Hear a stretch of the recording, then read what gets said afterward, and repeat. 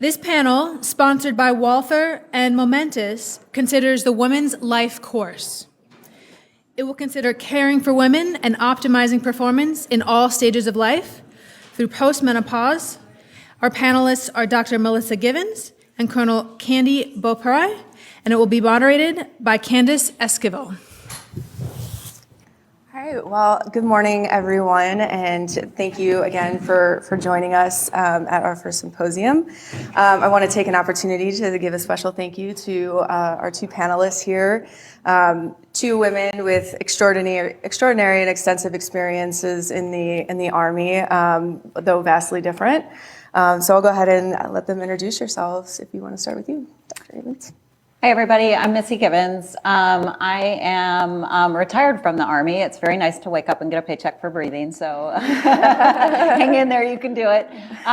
So I'm an emergency medicine physician by trade, but then I actually also went and got a fellowship in sports medicine, and I did that because I kind of found the military was, people that were coming into my office, that's what they wanted was to do sports better. And now I'm actually faculty at our military medical school, so I train future physicians. So I have lots to say about what went on in the last session, about how we can improve the future of military medicine. But I'm, excited to talk to you all about kind of the life cycle of women. Thank you. Good morning, everyone. I'm Candy Beaupre. I'm an active duty cyber officer in the Army. So enlisted in the Army 27 years ago, and was enlisted for a few years, and then became an officer, was an MI officer, and transferred to cyber a little while ago. So I have commanded at the company and squadron or battalion level, and currently I'm at the Army War College at Carlisle Barracks as a student. So happy to be here with you this morning. Well, thank you, ladies, for your introductions. So just to kind of open up and set the groundwork for what we're going to be talking about, over the course of the last few decades, the number of women that have entered into active duty service and reserves has risen significantly. As of 2021, women do make up 17% of the active duty force and have continued to take on greater roles across the spectrum of occupational specialties throughout the services in various warfare areas. As we sit here 10 years following the lift of the U.S. combat exclusion policy, there still remains significant knowledge gaps in understanding how a woman's military career, which can include serving in direct combat jobs and hostile or combat environments, understanding how that is affected by a woman's life, and other gender-specific, like physiological factors that affect a servicewoman's overall military readiness and health. Additionally, there's still significant barriers that remain in the recruitment and retention of women service members, which we touched on very briefly in the last panel. The DoD and all of the services have started to make significant strides in increasing the ability for service members to balance their military careers and their families and education goals. Some of these efforts include the recent expansion of the military parental leave program, as well as adding additional privacy protections for service members that are pregnant to allow them time to decide what they would like to do with that pregnancy or take care of their reproductive health. As well as increasing the ability and the access for service members and their dependents to be able to access reproductive health care and assisted reproductive technologies. So these policies are significant wins for all service members. However, specifically for women, many of the policy and program additions are narrow in scope, where we are very focused on the reproductive health care without addressing the additional barriers that service women face in the performance of their military duties throughout all phases of their lives, which includes postpartum, which we will get into. So thank you to the online viewer for that question, as well as some of those factors that affect their military service through menopause. So given that opening, we'll go ahead with the first question.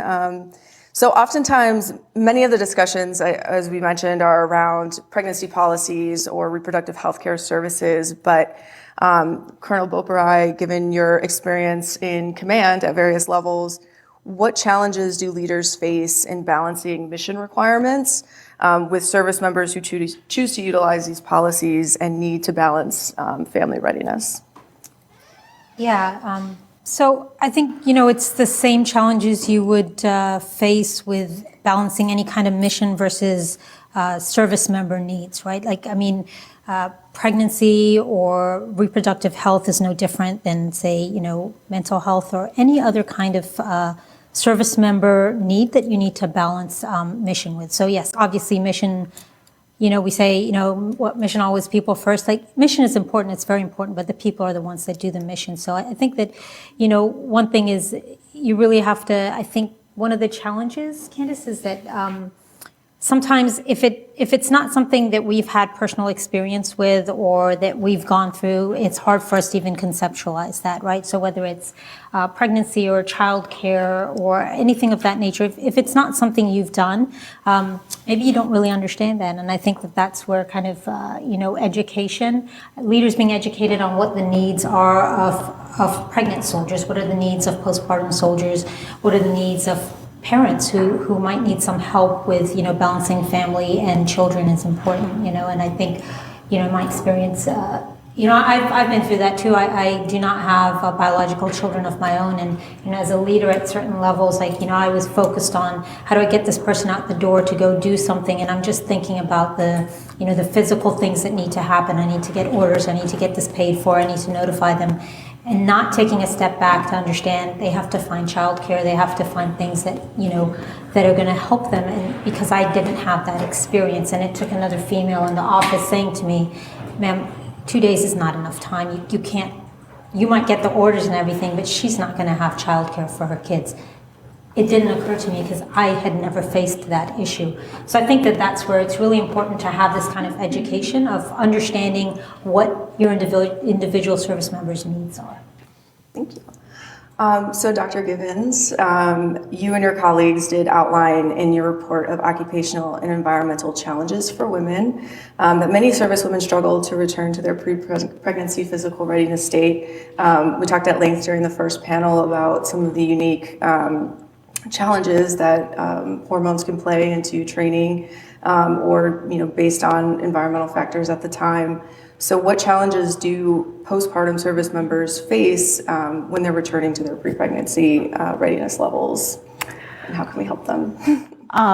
So there's broad answers to that. So what do they face? They face the physical recovery. They face the psychological adjustment to being a parent and a service member simultaneously, and then they also face the social adjustments and the peer adjustments that go along with it. We know it takes a lot longer than the military gives us to recover.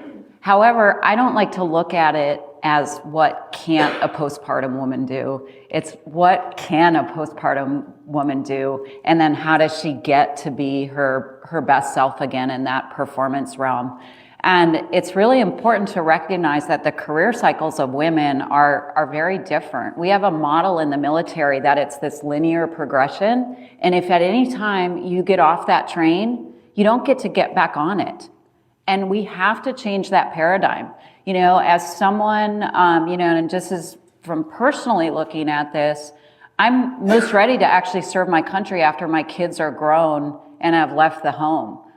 So are we taking care of postpartum women and perimenopausal women and women who actually, depending on the different phases of their life, are ready to contribute as service members? And we want to, I think the paradigm is of, you have this physical decline over time and you can't serve your country. Not if we approach it properly with training and the approach to life cycle management over, many, many years, and allow people to thrive in the period of the cycle that they're in. That's hard. When you're managing 1 million plus people, you just want an algorithm.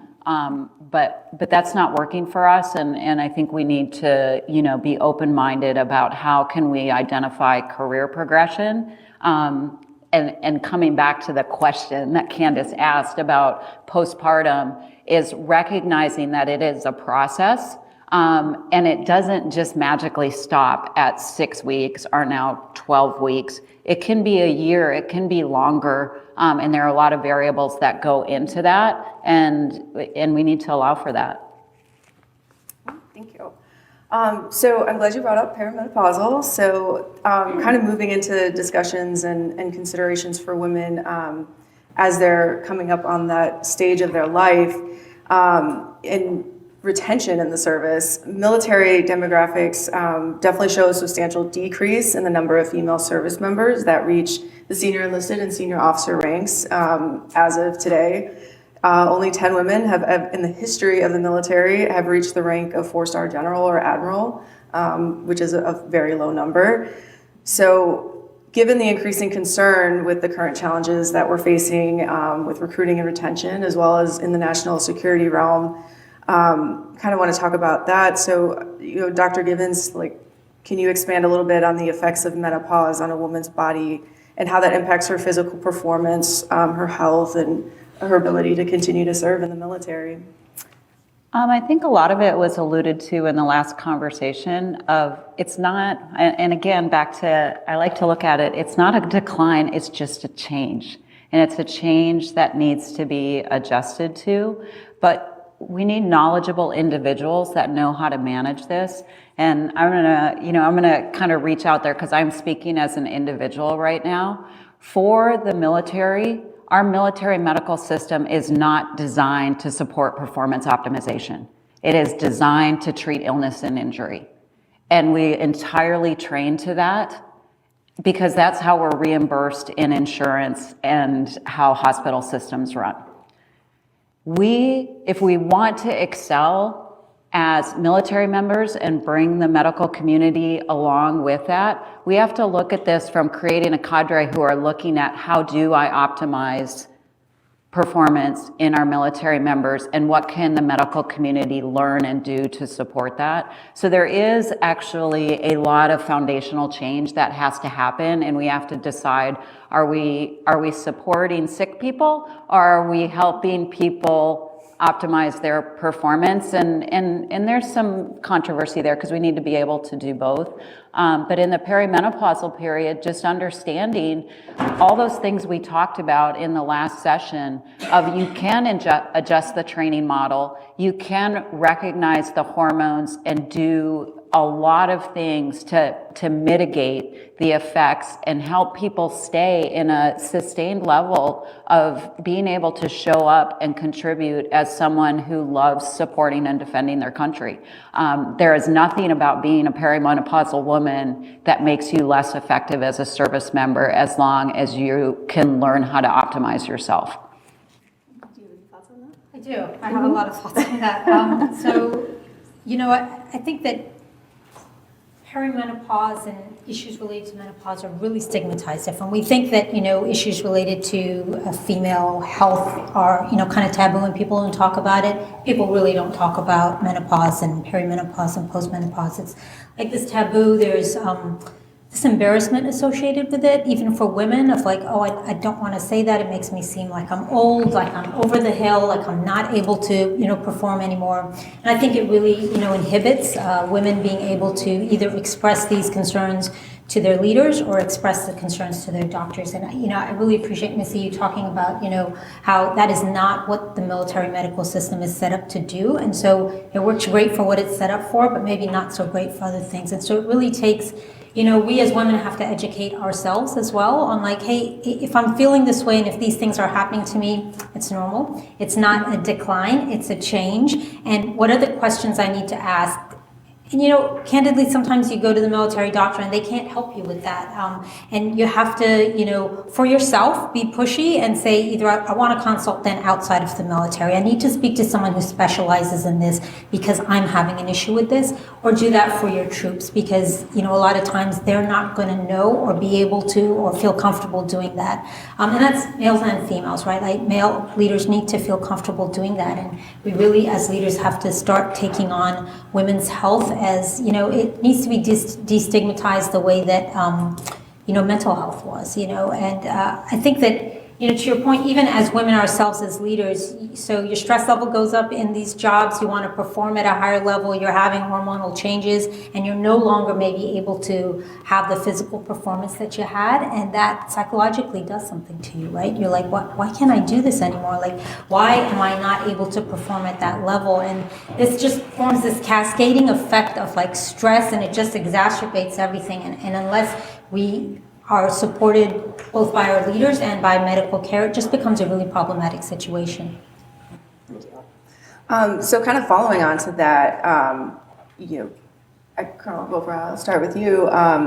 What are some of the risks and dangers that the services face if we're not able to identify and adapt the way we train and care for women as they're transitioning from a reproductive stage or younger age into menopause? What are kind of those risks that we may experience?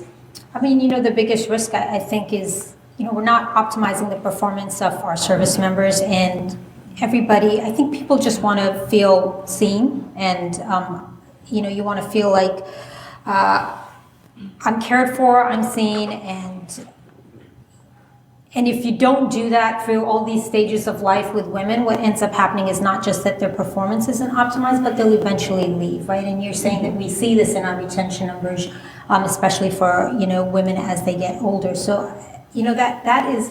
The older you get, the more experience you have, the more knowledge you have at your job, and that's when we're losing people because they don't feel like, hey, either I can't do it anymore because I'm just not able to, in their mind, I'm not able to meet this standard anymore, I can't do it, it's time for me to hang it up, or I'm just spending too much time fighting this and it's stressful, I don't need this kind of stress in my life, so it's time for me, it's been a good run. So I think that to me is the biggest risk that we have from an impersonal standpoint. We are losing out on talent, and we're not going to attract talent because people say, well, I don't want to go invest 10 years of my life in something and I'm not going to be able to make it to the end because I don't feel like they really care about me. But as people, on a more personal level, you risk having service members that aren't happy, that are stressed out in their lives, and that's not what we want, right? Nobody wants to know that your service members come to work every day and are not happy with their situation. That's not, I don't think, a happy place for leaders. So I think those are like two of the really big issues that we face, really, is retention and recruitment, I think. And Dr. Gibbons, I kind of want to ask you a similar version of that question. So definitely appreciate your insight on how the military medical system is not foundationally set up to handle some of these very unique things. So how do you tell senior leaders and policymakers to balance the requirements of having to adapt to a system that retains more service members while also being able to maintain that core mission set of emergency medicine? I love that question, and it actually covers more than just retaining women over the life cycle of their career. For military medicine, we have an identity crisis. We are in the hospital doing hospital things, but then when we go to war, we need to do war things, and you cannot do both well. You just can't. And either we're going to invest in being the best medical system for a combat effective, greatest military force in the world, or we're going to live in the hospital and not have any idea how to take care of our people. But then when you add the complexity of gender differences in health and gender differences in how they develop over the course of their career, I will tell you, I'm a professor at a medical school. We get less than 2 hours of nutrition in our education. We get absolutely zero training in physical development. Learning about muscle glycogen. I learned that in biochemistry, but I never learned a practical application of it. And rightfully so, and most physicians going out there to work in the world don't need that information. Well, I argue, yeah, they do, but the military needs it. So we have to develop career pathways for not just physicians, for the entire medical community that can support the military member, specifically the females, having women's health initiatives that don't just look at once it's a problem, that get in front of the problem and help you be your best self throughout the course of your life cycle. And so there just needs to be some large institutional effort to invest in that. So coming up on the policies and considerations to be able to invest in these initiatives and further develop, ways to optimize women's health as they're going through these life phases and as they progress through their military career. Colonel Beaupre, as a military leader yourself right now, what advice would you give your peers and other senior leaders to help them navigate these issues and address these concerns that face servicewomen? Yeah, I don't have a silver bullet answer to that because I think it is a really big issue. Like, how do we do this? I think, what comes to mind is personal education, right? Like, we do a lot of, in the military, a lot of, hey, read these books to professionally develop yourself, but they're always about wars and battles and strategy and that kind of thing. And, maybe we need to think that we need to spend a little more time reading about, health and performance for our service members and educating ourselves. I think diversity is so important in this because, like I mentioned, being in a unit where I'm trying to get somebody out the door, never had that experience of having to, find healthcare or childcare. It took somebody with a diverse background who was a single parent to say to me, hey, listen, you haven't thought of this, ma'am, but this is a problem. Wow, okay, so if we all look the same and have the same experiences, we're not going to be able to identify things like that. So talking to your peers, talking to your fellow leaders to understand, like, hey, what are some of the challenges that your service members face or that you face, right? And then understanding how that can affect our troops. Again, just destigmatizing. It took a while to destigmatize, and it's still ongoing, right? Destigmatizing mental health care. I think that destigmatizing women's health care and cycles of a woman's life is going to take a little while. People aren't uncomfortable talking about it. We're just going to have to, as leaders, encourage our subordinate leaders to do that as well, and encourage our superior leaders too to think about that. I don't know, institutionally, Missy, you're right, it has to be an institutional change. I'm less sure how we do that, institutionally. Maybe events like this, things like this that, leaders say, well, we have a whole bunch of, women and some men also in here talking about this. Maybe it's important. Maybe we need to think about this. Yeah. And one thing I definitely want to key in on that you said is, we have a lot of discussions with what I do now in the military about, leaders coming to us and saying, I've never, had a female in my unit, like, what do I need to be concerned about? And there's definitely a camp of thought that, a service member is a service member is a service member. You treat them just like everyone else. And that's fair to a degree, but also, no, there's certainly different specialties and different things that we need to consider when we have females in the charge. So I think there's positive steps being made, and I'm glad that leaders are asking those questions as far as, hey, I've never commanded a unit that had women, or I've never commanded a unit that, had an insert, demographic. So while a lot of the discussions around diversity and even women's policies to some degree can be very controversial, footstop, it is just taking care of your people and optimizing, the weapon that you do have in your service members. To that point, Candace, I think that we also have to be have to show some grace to people who ask those questions, right? Like, a lot of times we think maybe they are reluctant to also ask these questions because they feel like, I'm going to get pilloried for asking this, right? So I'm just not going to ask it. And so we can't disincentivize people learning about this stuff and, like, asking the question. Like, I'd rather somebody ask, hey, I've never had a female in my unit. How do I treat them differently? What do I do, instead of saying, hey, why are you asking that question? Like, what do you mean? Like, we should, at least they thought about it. To me, it shows, hey, you care enough to try to figure that out. And, to your point, troops are troops, but, we say that, but in the Army, we also say, you adjust your leadership style to your troops, right? Like, the same thing doesn't work for everybody, and it's the same with whether women at different stages of life or anybody, right? It's it's not just everybody. Hey, I'm going to treat you all exactly the same. That's not life. You don't treat everybody exactly the same. That's not true. Yeah, thank you for that.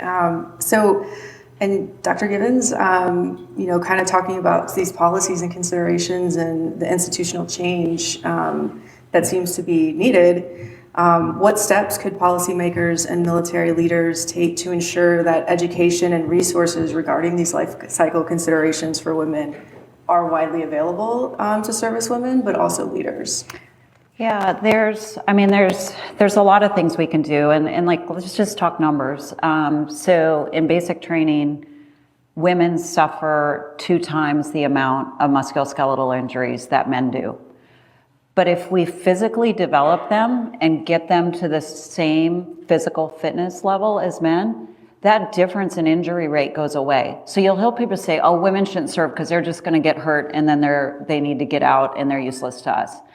As opposed to saying, why don't we back that up, train them properly, and then they will be just as sustainable. We do have to adjust for, volumes and loads and those kind of things, but that doesn't mean they can't keep doing their job. We just have to recognize these physiologic differences and adjust for them. The other thing is social differences matter. We did a research project looking at the special operations combat medics that were going through their training to see why were they performing differently than their male counterparts. And it's a very academic course, but there's a large physical component, and we thought, it would be related to these physical differences. And there were a few things like litter carries were a little harder for women than they were for the men, but actually that went away over the course of their training.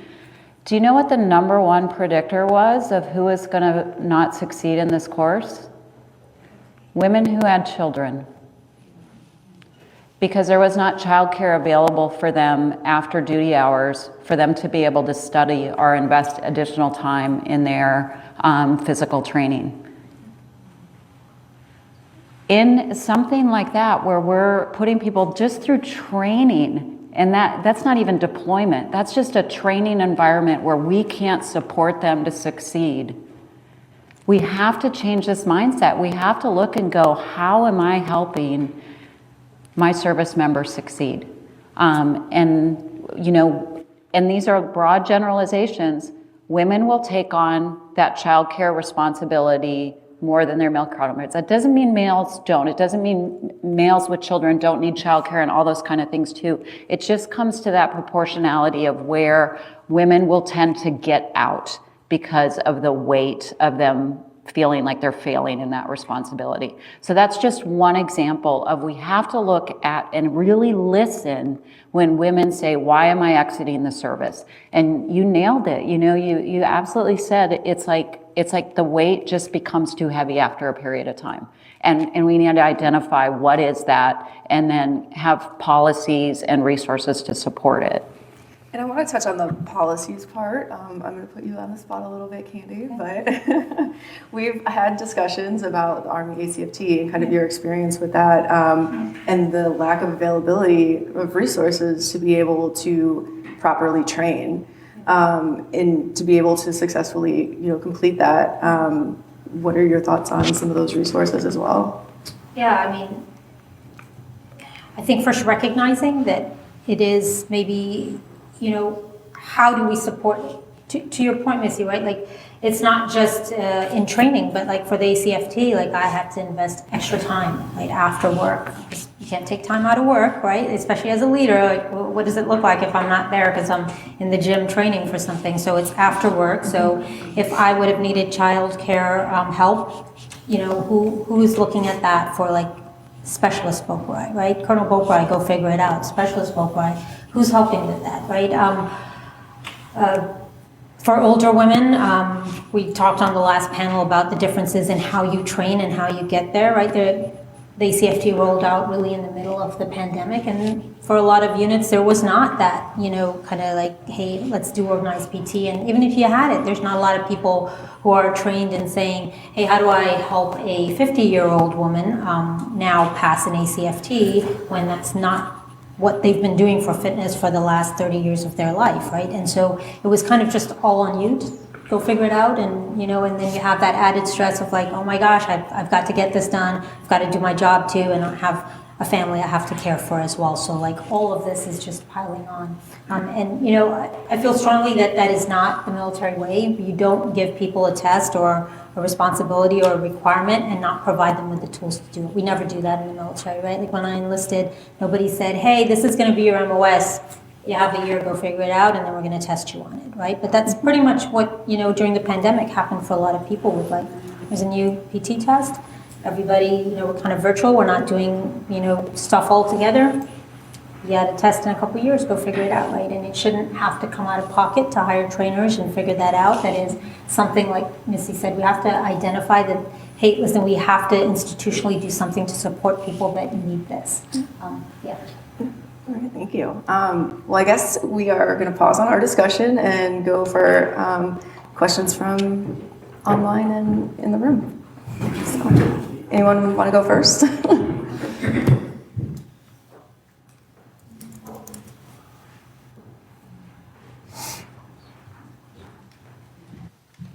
Hey guys, Lieutenant Colonel Daniel Gomez. I'm a civil affairs guy, so I've worked with at least 10 females under my command, and they were all absolutely stellar. But the thing that I noticed over 20 years of service, 15 in special operations, is that they've had cancer at a much higher rate than anyone else. Hysterectomies, double mastectomies, all that stuff. Whereas I've only seen one male in 20 years get treated for cancer and things like that. So I want to know if you guys seen anything that is affecting women at a different rate, or the challenges that they have to overcome when dealing with that. I can't say that I am aware of prevalence data that says women in the military have higher risk of cancers than their male counterpart. However, we have things that get cancer that males don't. So we have breasts and we have uteruses and we have cervixes. And because there's certain things we're at higher risk for, because, the military just has larger associations of sexually transmitted disease. So cervical cancer risks are probably higher. So there are some demographic things out there. But then that comes back to, why don't we know the answer to this? I don't know that it's really been specifically teased out or looked at. So, so if you as a commander are seeing this signal, and I will tell you, in the soft community right now, there's this big demand signal of the, soft communities getting cancers at a higher rate than others, and they put out this big public health initiative to really look at that and survey it and figure it out. I'm hearing, let's do it for women. Are women suffering differently? I don't know the answer to that, but it sounds like a really great charge to our public health comrades to look at this topic. Thanks. We want to take a question online? So our first question from online is, as a junior enlisted, what are your best practice recommendations for approaching senior leaders with child care challenges? Oh, that's a good question. So typically the advice I give a junior enlisted when they say, hey, I have this issue and I don't know how to approach my chain of command, is to find someone that they trust. Find a mentor, maybe they're in their chain of command, maybe they're not, and say, I have this problem, and how do I go, how do I speak through this? I think it's important that, leaders do breed a sense of, responsibility to their service members, where it's supportive and it enables service members to come forward with those types of issues. But sometimes, service members, for a number of reasons, maybe they're young, maybe they are shy, or personality, they have those barriers. So I encourage junior service members to find a person that they trust, to talk through it, get really smart on, what the resources are that are available to service members if they're facing childcare issues, and ask for advice. Maybe, I don't have kids myself, and I've not had to deal with childcare issues, but I know peers that have. So if I'll say, hey, I have not personally dealt with this. If you're coming to a senior leader, make sure you know what the instructions are. Make sure you understand where kind of the barrier is, and hey, peer of mine, can you help out this junior service member because you've dealt with these challenges before, and kind of maintaining that network. So that's kind of the advice that I would start out with. I don't know if you all have. I would any love additional to. questions? Yeah, I'd love to bring this. I was a single parent for the last 15 years of my career, so this has nothing to do with anything other than my personal experience. But what I found is, just like Shay said, as women, we owe it to build the ladder behind us, and to reach down and help people. And that's not just women, that's men too, is the importance of community in the military. I can't stress it enough, and there is no way I would have been able to do the things in my career if people wouldn't have helped me and said, hey, I've got it, I'll pick up your kids, or you're gonna be gone for 2 weeks, how can I help? It was a fleet of nannies and figuring out a lot of childcare, but I needed my peers to step in and help. And it's hard to do that as a woman because we're always like, I got it, and bringing some humility to that equation and trusting and asking, we actually have to take responsibility for that as well, of to not be hyper independent, because then it normalizes building that sense of community around you. And it's something I love about the military in many ways, of when it is clicking on all cylinders, and that way it can be a really lovely space. I would also say, ask before it becomes a crisis, and make people aware of the fact, even if you can handle it, just make your leadership aware, hey, I'm a single parent, or my partner is, working out of state, or whatever the case is, right? I'm able to handle this now, but there might come a time that I don't. And that gives them time for when, like Candace said, hey, if I don't have that experience, I have to reach out to somebody, or I have to reach out to, community resources to try to figure out how to help you. Give me some time to be able to do that, so that let me know in advance. And I think this goes back to good old-fashioned leader books, right? You should know your troops, and you should know what are going to be some of these things. Hey, this could be a problem for Boprai because I know that she, has young kids and she's handling everything now. But so I would just tell, the asker, hey, let people know of an issue before it becomes an issue, so that they have some time to think about how they could help you. Take a question from the room. Ladies, hello. So my question kind of spurs some personal experience, as well as me looking to do some research, which I'm finding limited information. It goes back to that we know, or we've heard commonality of studies in men and their testosterone levels dropping significantly as they carry on through a career in soft or difficult communities. However, I'm looking at women like Shay and others and myself and someone in the room here, but we've considered to do soft things for well before the time the ban was lifted. Where are our studies, and how are we looking to shape that with either healthcare providers, studies, surveys and such, and how do we educate those here in the room, or even anybody in a leadership position, to help get the metrics out there to identify and educate providers, but as well as individuals? I'll be happy to address that. So, interestingly enough, that's been an area of interest of mine. About 7 years ago, we put on a symposium looking, and it actually came from kind of this leadership crisis. Some people were illegally prescribing androgens, testosterone, to some service members, and we had to, oh my gosh, what are we going to do about that? But then when you really dug into it, it was like, why was this happening? And it was happening because people were experiencing hormonal imbalances that were affecting their performance, and they were trying to fix it themselves because the system wasn't supporting listening to them. And again, back to, it was like, that's just a you problem. You're having mental health problems, and again, back to failures in the system to really recognize where there was an issue. And it grew into a series of collaborations that identified something called the operator syndrome, which isn't really a thing, but it's a name we gave that's sexy, that helps people identify that people have fluctuations in their hormone over time related to many things: environmental exposure, stress, changing physiology as we age. But of course, when it, in a tongue-in-cheek, when it's a bunch of men, if we give it a sexy name, people throw resources at it. We need to do the same for women, and there is probably an equivalent out there, we don't know a lot about it just because it hasn't been looked at well. And I will charge leaders to actually support research. And the only way we can learn about female service members is to study female service members. And that means we have to get into the training space. We have to get into the deployment space. We have to get into their lives and really understand them. And that's actually very challenging as a researcher to access the population that we want to understand. We tend to access surrogate populations and extrapolate data. So I'm actually putting a charge out to leaders and to women in the military to ask for research to come to you, because I think that's the only way we're going to be able to understand it.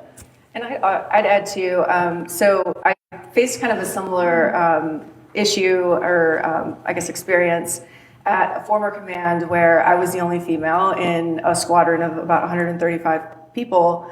And they had actually contracted a doctor to come in and do a study on the male population, specifically operators, and how the stresses of being at the command and what they were doing played into their hormonal levels and low T.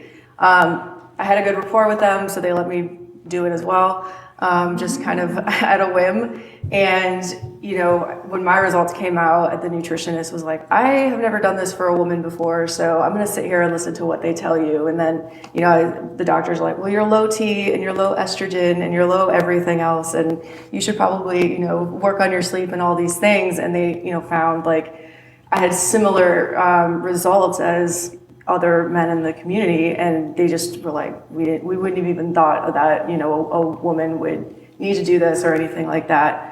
So, I kind of reference this also, but also to your point about looking at the institution and military medicine, that wasn't even something that research wasn't even something that was happening in the military. It was like an outside entity that was coming in to say, we want to do this research project. Oh, by the way, we have this one, female that just happened to be there. And nobody, I've never been able to go walk into another military, facility and say, hey, I had this test done, 5 years ago. I'm in a different place now. Can I get retested? And they're like, I don't know what you're talking about. So, I also charge kind of the medical community, and I don't want to necessarily single them out, but go ahead. And military leaders to kind of take those into effect, because it's not just women that it affects men as well. And that's, just a force readiness issue all around. So I think to your question, right, like what can we do? Where are the studies for women? And, I think that the squeaky wheel always gets the grease, right? And so we have to find a way to make this something that leaders care about and say, hey, well, we need some studies on that, right? And so leaders, obviously medical professionals charged with this, right? And so if you're a leader and a female, this is something that, we should think about raising, like, hey, where are the studies for our females? Where are the resources? But I think even just as female service members ourselves, not even as leaders, right? Like, we should raise these issues, whether it's like, hey, I go to see my doctor and, they have the little, I don't know if it works or not, but I tell you, I do it, right? Like they have the little ice thing, like you fill out your little ice card and I say like, hey, I was unable to get, any kind of counseling on XYZ or help with this. I had to go and be consulted outside of the military system. Can we do something to change this, right? Like, surveys, most times when I'm in a unit, a new leader comes in, hey, 3 things to sustain, 3 things to improve. Okay, well, can I get some nutrition support for women? Can I get some training support for women? Like, we just have to keep on beating, and if a lot of us do it, like, hopefully at some point it'll register of like, hey, okay, maybe this is something that we need to think about. It sucks that like the onus is on you to try to raise this issue. And this is again why I think diversity helps, because as more women become leaders at different stages in their lives, hopefully these are things that they will be able to then raise and say, hey, this is an issue. yeah, go ahead. Really quickly, to the gentleman who raised the concern about cancer, I just want to mention to anybody who isn't tracking, because I know when I was on active duty I did not, the Department of Veterans Affairs is there for you, and Congress has recently passed the PACT Act and really expanded the list of conditions that are considered to be presumed to be linked to your military service, especially toxic exposures. So go to VA and get the care and benefits that you need if you need them. My question, and I'm sorry for taking that time out. No, that's great. My question is, you mentioned earlier this, like you're on this path, and if you diverge at all, like forget it, you basically fall off the train track entirely. There have been some efforts to offer alternative, ways off and back on, the career admission program, things like that, but we haven't seen tremendous success with those. I was really struck by your point and how, we have this assumption of a typically 20-year career, and that may not work. So do you have concrete recommendations, any of you, for how we can push for change, how the military can try new pilot programs, new ways to adapt, and ways that that women and others who may want to prioritize different things at different phases of their lives can try to stay on that path instead of exiting and still find success on their terms and their timeline? So I don't think that we'll ever get to a point where it's a perfect system. I think you mentioned, utilizing some of the programs like the career intermission program. Just from personal anecdotal experience, most of the people that I've known that have done that program have been men. And some of it was family related, but they're now discussing like, hey, if you want to participate in the career intermission program, like maybe you want to do that because you want to take the time off to have a family. There's barriers with that because you don't get paid as an active duty service member while you're doing the career intermission program. So there's still kind of barriers to that. So looking at those kinds of programs, I think, are going to be very beneficial. I think also, you mentioned career paths. Career paths, especially in the Navy, is quite a passion of mine, just because I myself have had a very unconventional career path just for what I am, and have been told at various points throughout my career, like, well, you haven't done what is in your, career path that's laid out in this instruction, so we're not sure if you're going to pick up rank this time, right? So that's very disheartening to hear, because I don't even have a family, children and daycare and some of these other factors in my life at that point. So I think, leaders need to holistically look at how we do talent management and how we do promotions, and valuing other things that isn't just the linear career path. From an enlisted perspective, I was very passionate about college education. It took me 16 years to get my bachelor's degree, just from start to like doing operational deployments to deploying year after year after year and workups and TDYs. I mean, then I got to go home and take 2 classes, and I kind of gritted my teeth and just did it for 2 years. But it was like, it's not, necessarily readily available for a lot of people. It takes a lot of time, but yet we still say, as the department, we value education in our service members. We have to create that opportunity and that time for them to do that. So I think that's part of the equation too, is like just rethinking how we look at talent management, but then also evaluating service members. Not just a check in the box when you're going up for orders. I know the Army has made significant strides in their AIM marketplace. The Marine Corps is also utilizing some, trying to utilize AI in some of their detailing and selection programs to best match up. Not only, is this person deployable? Do they have EFMP family members? Can they go overseas? Kind of the checks in the box. But also, what are their special skill sets? What are their special things that they bring to the table, and kind of matching them on jobs that way.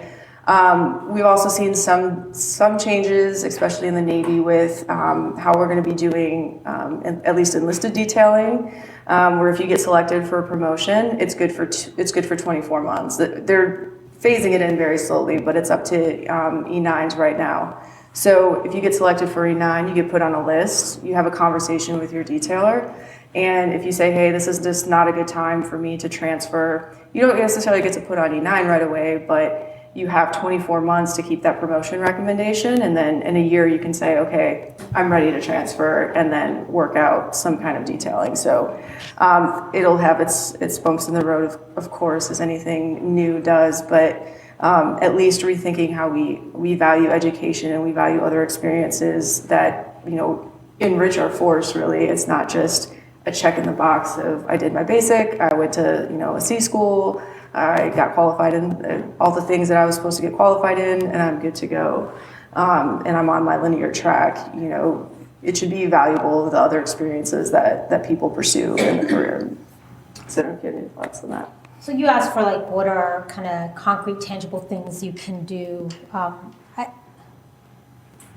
I don't know what are concrete, tangible things each of us can do to try to make this a priority for leaders, but I can't speak to all the services. I know that in the Army, the talent task force, talent management task force is really thinking hard about how do we recruit and retain people. And so I wonder if that's, a place to kind of go in and say, hey, there are women who would want to stay, but kind of need some help with this like off ramp and back and on ramp that doesn't affect their careers negatively. So I know I will talk to a friend of mine at the talent management task force and ask them, what are they doing? I don't know what all of the services are doing, or even what the Army will do with that. But maybe maybe there's a silver lining to this, cloud of like, hey, we're having a problem with retention and recruitment. Maybe it's like, hey, let's have a better look at how we can support that. And then you said, how can you then maybe do the 20 years with no off ramps, but on your own terms? And the only thing I can think of for that is like talk to your branch managers, talk to your people who manage the branches that you're in to give you ideas of what are the alternative kind of routes that might work with your particular situation that might help you still,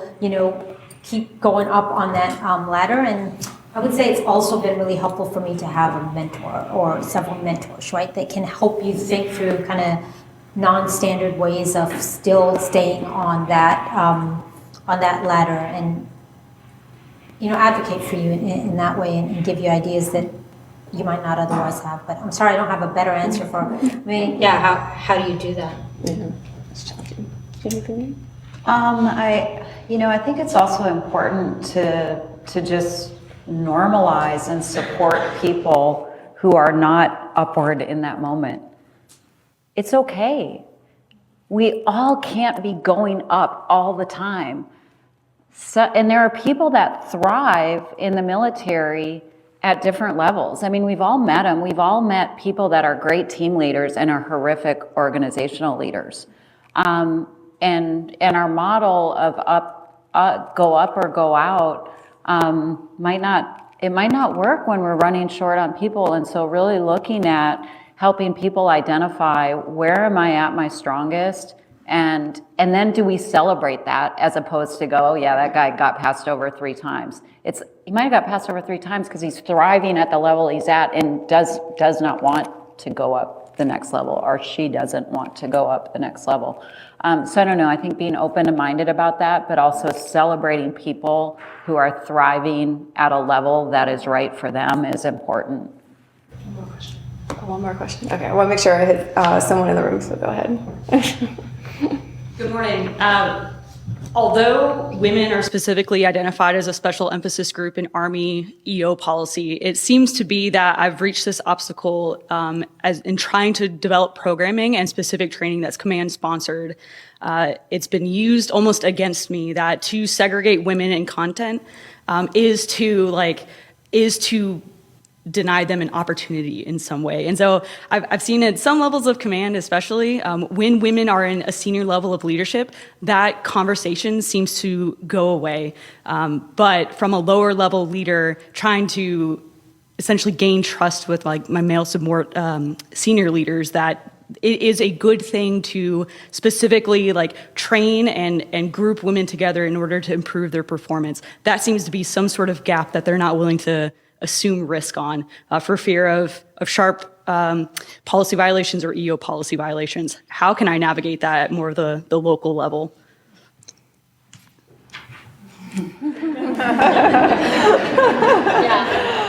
don't think we have an institutional answer, because you're right, we're coming up with 2 things that are institutionally right. We want to help advance women, but at the same time, you don't want to run afoul of EO and sharp. I mean, I guess I don't have an answer for you on how to do that. I would say just keep on, having those open discussions with your leaders and try to find like, okay, so, here's the data of like, it helps for women to train together. Like we need to have a specific postpartum PT program to help women, right, recover from childbirth.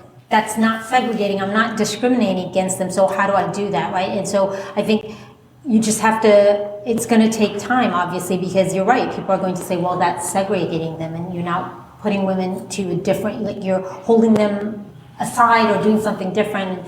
I mean, I think the onus is on leaders to apply common sense, common sense to something like that. Like if you're asking for something that is helpful, I don't know.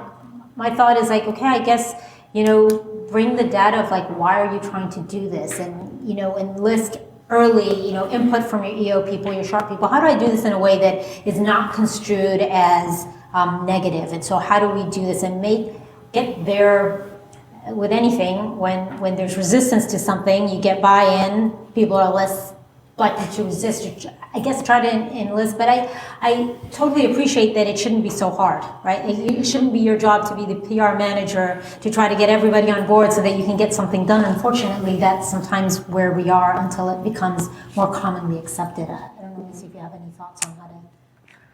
It's a tough question, and I always kind of revert back to like, well, let's take a discrete problem like physical training, for example, and women relatively, have to work on their upper body strength and load carriage and those kind of things. And maybe I wouldn't sell it as hey, we're going to have a training event for women to get better. I would say we're going to have a training event that is going to focus on load carriage and upper body strength, and whoever feels like they might have that gap should show up. But it was a consciously recognizing that that's a gap for women. So we're going to provide this focused training. But I would guess there's some people who are women that are out there that would want that as well, that they develop differently depending on what their childhood sports were or their physiologic strengths or weaknesses. So I would maybe look at it from that aspect of how do I go knowing that this is a gap for women, but then identify the issue, not the gender. I'd also say too, a lot of conversations that I've been privy to lately, we talk about building a culture that is inclusive, not only for women, but, all demographics within the military. EO and SHARP, those are like congressionally mandated programs in the military, and, similar to what we were talking about in the medical system, very reactive. Like they're there to mitigate a problem when it happens, and like, how do you then do that? DACOWITS, if you're all familiar with that, the Defense, acronym on the spot, Defense Advisory Committee on Women's Initiatives. Each service has its own women's initiatives team that is standing up. The Air Force has been stood up for a while. The Army's is in the process, as well as the Navy's and the Marine Corps.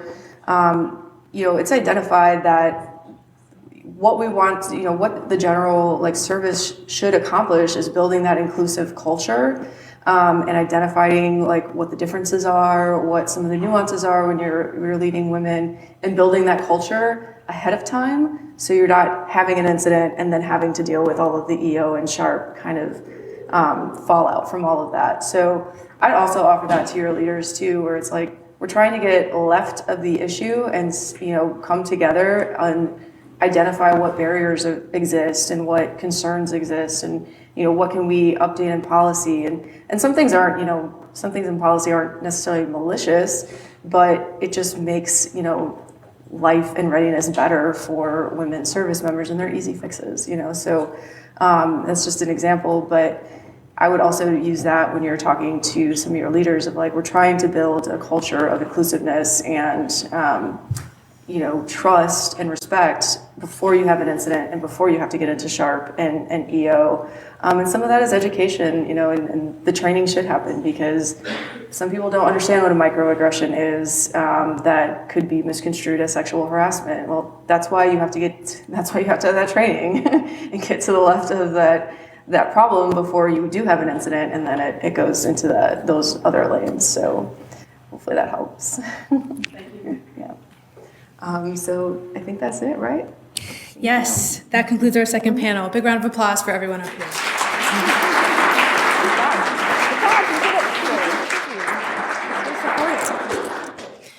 All right, so we are about to break for lunch, but before that, a couple reminders. Bathrooms on both ends of the museum. Additionally, for all the coaches in the room, we have a raffle going for a Girls Gone Strong pre- and postnatal certification for coaches. So if you head to the registration table, they have the raffle out there, and we can explain a little bit more as well. You will find boxes for lunch in the foyer, so please feel free to pick them up and have a seat and discuss. That is a lot of the point of lunch today. And at 12:55, we'll invite you guys back in to start finding your seats. Thank you.